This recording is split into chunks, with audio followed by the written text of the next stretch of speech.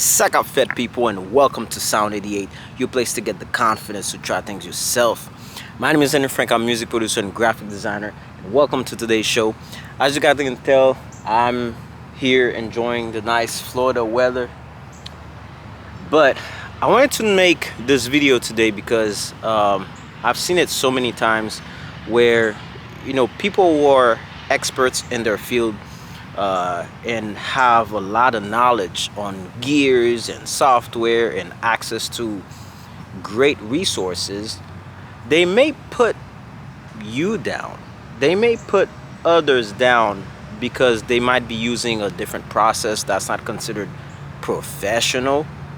And they can do that before they even see or hear the final product.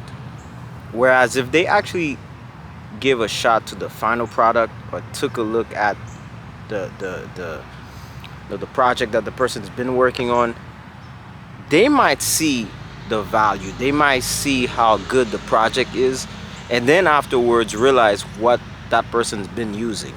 And it's not the industry standard product they've been using.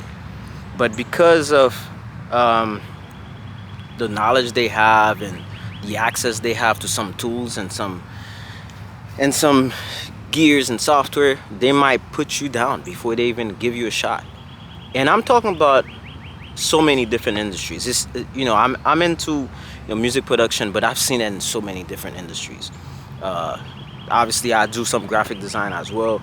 I've seen people put down others who may not be using Photoshop, because if you're not using Adobe Photoshop, then you're not as professional, regardless of the product or the design you make. If you're not using Photoshop, then you're not a real designer. That's the concept for it. They do the same for definitely the audio industry, right? You're talking about using things like Pro Tools, which is pretty much the industry standard. But what's industry standard?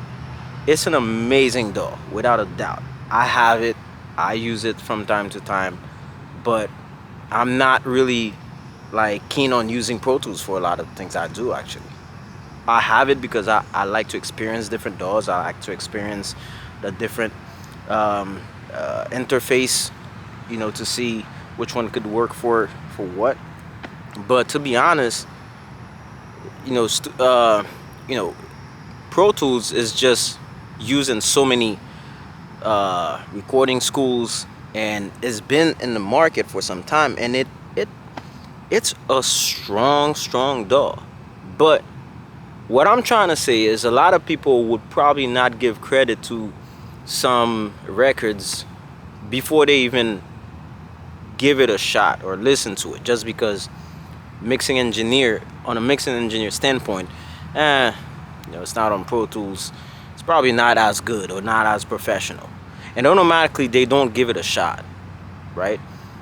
Or they have a different ear when they're listening to it, because they're judging it on the fact that it's probably, they know it's not Pro Tools, so automatically they're gonna downplay it.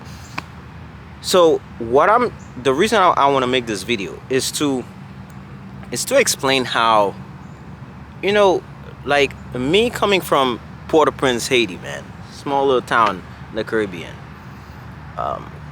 Somebody here in the States who have access to a lot of tools and stuff, they might be using, the MPC 3000 and using Pro Tools for the mixing, and they have so many actual analog gears and have a great studio and a great computer system to run their project.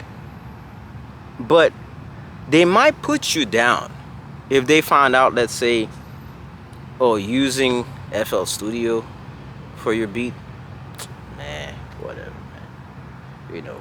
If you're not using Ableton, if you're not using MPCs, if you're not using what else, Pro Tools to mix it, if you're not using Logic, maybe you might give a shot to Logic, then you're not really producing. Matter of fact, if you don't play an instrument, then you definitely not a producer. But what I'm trying to say is, when you take a kid all the way in Port-au-Prince, Haiti, all they may have access. I'm not saying all of them, but I'm saying some of them. They might have access to a great song that they can follow by ear, and then they have the craziest computer, not on the good end. I'm talking about the craziest computer, to the point when you see it, you might say to yourself, "Is that even a computer, or is that a TV from the 1950s or 1960s? This thing doesn't even look like it can even work.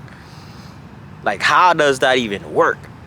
Forget about trying to check what version of FL Studio they might be using. Matter of fact, they might not even be using FL Studio altogether. Might be called Fruity Loops. That's how it was called when it first started. So they might have a crazy version like that. You don't even think like that version even exists, like 2.4 or 3 or 6, I don't know, the early versions, to the point you're like, that there's no way that can even work. But that's all they got. They don't even have access to internet like that. I'm saying in some cases they might not even have access to internet like that, so they can update it. They don't have the money to buy a new version, and as long as it can work on the computer, they're gonna make it work. They're gonna use what they have. And what happened is, they might have hot songs that they have on their phone or on a CD or whatever, and listening to it, and that's the only way they're gonna try to emulate what they hear. They're gonna try to put some sound effects or some VST or instruments that kind of sound like what they've been listening to, without having the knowledge of chords, chord progression, or the knowledge of, hey, you should put a compressor on that, or you should EQ that and remove the low. They might not have the knowledge for that. But yet, you listening to their production, it might sound so freaking dope, to the point you're like, yo, that's dope, until you find out how they actually made it. And that's when you start asking yourself, man, I would have a complete different approach to this if I knew that's what they were using. If I knew they were not using, the latest FL Studio, the latest MPC, hardware, or whatever the case may be, Ableton, whatever, then I would probably have a different outlook to it. But because you might know they're not using the latest software, automatically gonna put you down. I'm here to tell y'all, man, forget about the whole, oh, you're not a producer if you're not using this, you're not a graphic designer if you're not using this, you're not a real chef if you don't use this process or that type of product to do your stuff. People, just stop. Just stop. It's like how Timbaland says it, man. And Timbaland is an old cat. Like, he's been around the right tools. I can guarantee you that. But even Timbaland said he had to wheel back and understand, at the end of the day, he did the same thing. Let me break it off. Let me break it up. Let's say somebody says, well, you're not a real producer because you're not hands-on, right? You're not using an MPC or anything like that. Okay. What are you using for the MPC? At some point, you're probably gonna have to mix it.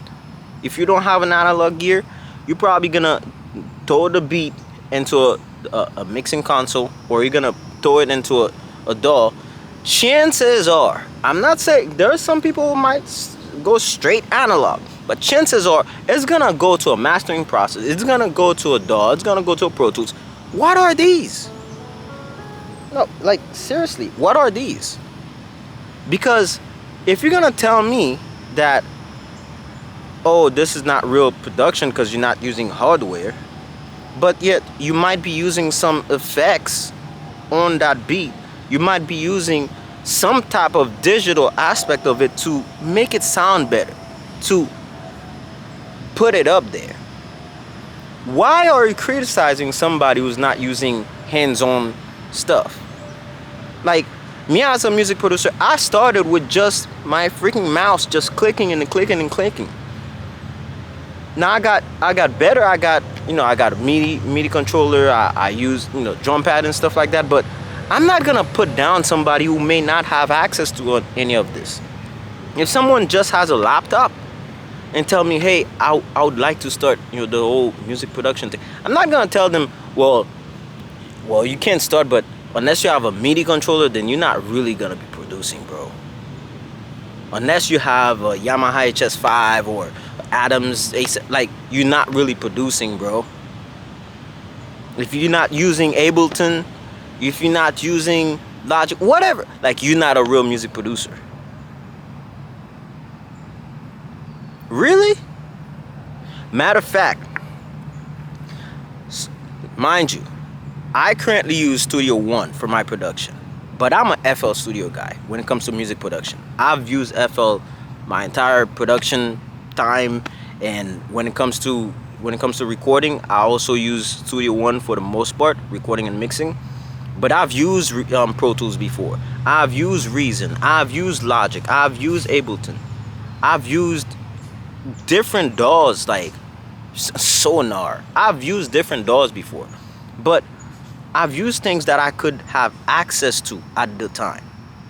So for me, if I hear someone who comes to me and say, hey, is there a way I could start making some music and find a way to record music, what, I will ask them what's their budget. If they tell me all they have is $50, I might tell them, hey, how about you try to use some free recording software, or depending on the type of computer you have, why not just download a demo, test it out of FL Studio.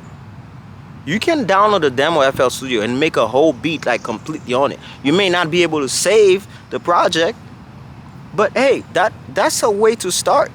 If you don't have a MIDI controller, you can still make music. If you don't have a headphone, it's gonna be very hard to really understand like the sound that you're putting out, because chances are if you don't have studio monitors and you don't have a headphone, it could be hard, because you're gonna have to listen to the whole song like on your laptop speaker or desktop speaker. It's not as accurate. But you ain't gonna tell me that you can't make music, because the same melody you're gonna try to put on the computer, no matter what type of computer you have, if it can handle, if it has the software and you can make music out of it, you may not have the best tools to actually listen to the final product until you realize, oh crap, it's not that good, like I should have mixed it better. But you can make music. Stop letting people tell you if you don't have this or that gear that you cannot start doing what you want to do. Just stop. And I will use myself as an example. I'm grateful that I currently have an MBA, and I'm starting the PhD program in the fall. But if someone comes next to me and start talking to me about business and stuff, I'm not gonna ask them like, well, do you have a college degree? Because just to let you know, anything I'm talking here, like I'm very knowledgeable about it. I have an MBA. Matter of fact, I'm in a PhD program. So whatever you're gonna tell me, I probably know about it. You're never gonna see me do that. Matter of fact, I'm gonna have an open ear. You didn't come to me to ask me, hey, what's your education background? You might come to tell me about an idea or about a question or something, or hey, I found out about this. Like, I'm gonna listen to you. Then if it's relevant enough, I might say, hey, yeah, I do have an MBA in doing this or doing that. But I'm gonna have an open ear. Let me tell you why. It took me some time to get to the point to finally get my MBA, because I had a lot of different things that I had to deal with, and I had so many ups and downs, and starting school, stopping school, military, and like so many, being on probation with my school, like academic probation, and getting off probation, graduating with a much better GPA than I expected. But at the same time, at some point, I couldn't go to school. I had school loans that I had to pay back, and before I could pay them back, I couldn't transfer to any school because I couldn't get the transcripts and couldn't finish. You know what that pushed me to do? That got me to learn so much more on the internet, watching YouTube videos, downloading articles, getting to learn about what I'm trying to learn. And I try to learn it 3 or 4 or 5 times harder than most people who might be going to school for that. The reason for that is because I know, man, I can't compete with someone who has the paper that says I graduated from this field. So I'm pretty solid. Because I may not have that paper, I go 3, 4, 5 times harder just to learn the ins and outs of whatever field I'm trying to get into. And the reason I do that is because I want to be able to talk to someone who has a degree in that field or multiple certifications in that field, and to make them understand, hey, without even telling them that I don't have a degree, but they might see automatically, oh, he mentioned this technical word or this thing, this.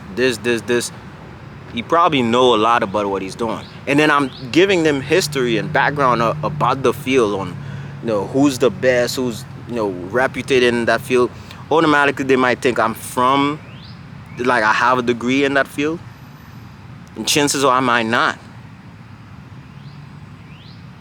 And I know a lot of people who are so knowledgeable about so much in their field that others who may have a degree in that field, it's not that they're not smart enough or they're not actually knowledgeable and skilled in their field. But I'll tell you what, a lot of times, and again, I'm talking from a graduate, from the graduate degree student perspective. Having a degree sometimes might make you lazy. Why? Because you might feel, and I'm serious on that, you might feel that, well, I already have a degree. So, like, automatically your mind is like, well, people will recognize me because I have a degree on that. So you might not dig as deeper as somebody who may not have a degree and wants to learn so much about the field and prove themselves. They will go harder and harder and harder than you. So for me, I truly believe that if you have whatever tools and gears and whatever access you have to some resources to make something happen, don't let somebody make you feel like there's no point of starting because you don't have the best tools and that and whatever field that you're doing. If you don't have the best tools, then there's no point of trying it. I'm gonna tell you right now, try it. Stop listening to people telling you, oh, you're not using this type of software or this type of hardware, or this type of process, then you don't really know what you're doing. Prove them wrong. Give them the product. Matter of fact, my experience is I tend to make people listen to some stuff, and I'm talking about the music part. I make people listen to some stuff, and then they're like, oh, that's dope. I'm like, oh, yeah. It's like, what do you use for that? Like MPC or Pro Tools or Ableton? No, it's FL Studio. Oh. Little did they know that, let's say, the last Nas album, King Disease 3, like, Hit Boy produced the entire album. What does Hit Boy uses? FL Studio. Giving you some records that sound like 1996, 1997, some hardcore hip-hop, some dope freaking sampling. And mind you, Hit Boy is one of the biggest record producer in our generation. Stop thinking If you don't have the best tools, then you can't make it. Stop listening to others that are telling you if you don't have the best tools, then you can't make it. You're not gonna have a good sound. You're not gonna have a great product. Stop listening to people saying that to you. Now, if you do have the tools, you're getting better. You're getting better. There's always room for improvement. That's the part. If you want to save up and get to know, hey, there's some plugins, there's some sounds, there's some DAWs that can be better, that can be improved. Don't just sit back and say, well, that's all I got and that's it. If you can progress, if you can buy new stuff, try it. Try to buy new stuff. Improve your sound, improve your product, improve your service. But what I'm saying is, the starting point of everything is to just start. Just freaking start. Stop listening to people making you feel like you can't make it, you can't do anything unless you buy or spend a colossal amount of money to get some gears and tools and stuff like that. Stop it. I'm the perfect proof for that. I came from Haiti, Port-au-Prince, Haiti.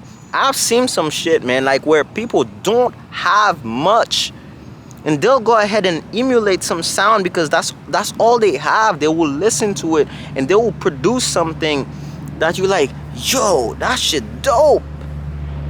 What did you use? I don't know. I have a computer has Windows 95 on it. I installed I have what they call in Haiti Fruity Loops. I have Fruity Loops on it. What Fruity Loops? FL. Huh? What version? I don't even know what are you talking about. When you check, it's like version 4 point, like 2 point some shit. You're like, what the hell? I didn't even know this shit even exists. But that's what they got. And they'll try to master that DAW to the best of their ability and make some crazy ass sound. But yet you'll find someone will have access to an SSL board, have access to a multi-million-dollar studio, or who knows so much about so many things about gears and stuff, putting you down, telling you, well, if you ain't got, like, what type of tools do you have? Now, improve. Because when I came here in the States, I didn't know how to speak English much.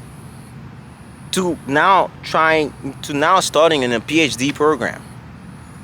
That's some shit. I have to give myself credit. But I'm not going to sit here and say, well, if I graduate with a PhD now, call me doctor. Because, yeah. Motherfucker, I've been out there like trying to learn on YouTube like everybody else. Trying to read, trying to download articles, trying to do hands-on stuff and just trying. So many things I failed, but so many things I tried. I didn't go to school for designing. I didn't go to school for both graphic designing or fashion design. But yet, I'm running a clothing brand site. I've done all the designs myself. Are they perfect? Probably a designer will say, eh. But people buy it. And I appreciate it. And I try to make it look as professional as it can. I'm not a rapper, but I try to rap just to showcase my production. Like, my goal in rapping and doing music is a lot of times to showcase my production on the ideas I have for why I made a beat a certain way, so that you can see, oh, I see why he switched up right here and it's complete. Now, some people might not feel it. Some people might, you know what, it's different. That sounds different. Same thing with my own music. When I write, I try to be uplifting. I believe in people. I don't believe in just sit back and you're not trying to improve. But I believe if you have $100 in your pocket, do something with it. If you have $2 in your pocket, that's all you got. Somebody might have, for instance, if I have $1,000 in my pocket and all my bills are paid and I want to buy some gears for music and stuff, I might say to myself, you know what, that's not bad. I can buy some stuff. But if I have $2 in my pocket, I might I might really think, I'm broke right now. But yet this kid, all the way in India, Africa, Haiti, and Caribbean, whatever, you give them those $2, he might feel like he's freaking rich as hell. That's the difference. So pay attention the next time you try to put somebody down just because you have so much knowledge and you've been around so much resources. You're trying to put somebody down just because of the type of gears they're using, the type of process they're using, the type of knowledge they have, because they might not have access to some stuff. Think about it. Think about it. Stop putting people down. Uplift people. If they don't know something about it, tell them about it. Don't tell them you better have that. And if you don't have that, then don't even come around me, because we don't do this shit here. Stop it. Anyway, my rant is over. I'm hoping that, like I said, for my channel, I never ask. I don't want to just ask to subscribe, but I hope I can earn a subscription, from you. If this is your first time, and if you're returning, I appreciate your time too, for watching me. Like I said, today was a little bit different. I wanted to be outside and just to talk to you guys. And that's all it is about Sound 88, man. We're here to help you try things, and not to give up on dreams that you may have. Having the ability to work full-time and throw in some extra hours in towards your dream, things like that. If you're into independent music and music production and recording yourself, this is your channel. Now until then, man, peace.